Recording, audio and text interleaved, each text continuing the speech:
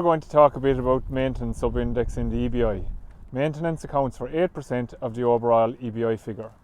But what does maintenance mean and what do the values represent?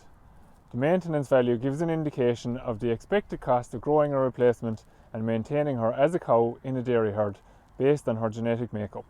Effectively, it represents the cost of keeping a cow without her producing any output. The value you see on your EBI report gives you an estimate of the expected weight of a mature cow, which is a third calver in mid-lactation. A zero value for maintenance indicates a cow that will be 641 kgs. Every €5 change in maintenance will change live weight by 25 kgs. The current national average maintenance value is €13, which is equivalent to 576 kgs mature cow live weight.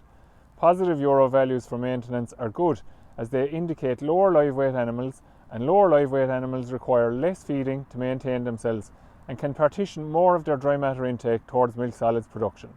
Negative euro values will indicate an increase in the live weight of the cow and an associated increase in dry matter requirement to simply maintain themselves.